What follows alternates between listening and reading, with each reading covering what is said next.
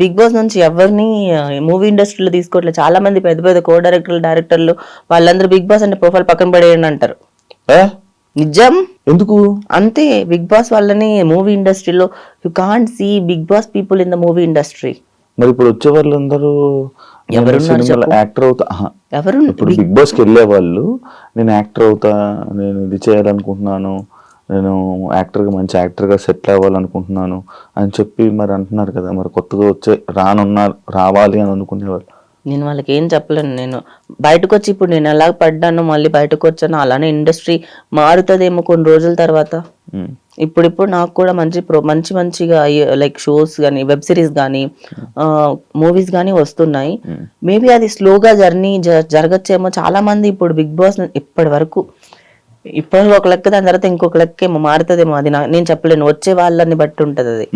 కానీ ఇప్పటి వరకు వచ్చిన వాళ్ళల్లో వీళ్ళలో లెక్క పెట్టిన వాళ్ళు మాత్రమే ఇండస్ట్రీలో లైక్ ఫిల్మ్ ఇండస్ట్రీలో మూవీస్ చేస్తున్నారు.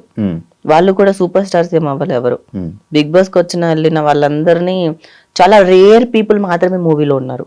కానీ నీకు బిగ్ బాస్ వల్లే కదా మంచి బెస్ట్ ఫేమ్. ఏ మూవీ వచ్చింది బిగ్ బాస్ వల్ల లైక్ సినిమాలు వేరు. సినిమాలో నేను వెళ్ళి ప్రతి ఆఫీస్ కి వెళ్ళి నేను అడుక్కున్న ప్రతి ఆఫీస్ కి ఆడిషన్ కి వెళ్ళాను నేను బిగ్ బాస్ తర్వాత. I don't have any shame on that నేను చెప్పడానికి.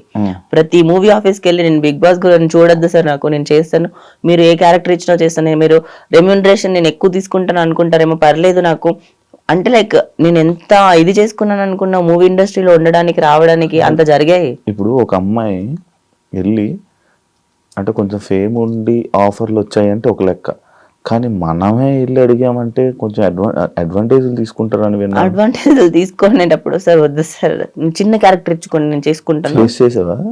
చిన్న క్యారెక్టర్లే చేసుకుంటాను, నాకు పెద్ద క్యారెక్టర్లు అవసరం లేదులేండి. ఫేస్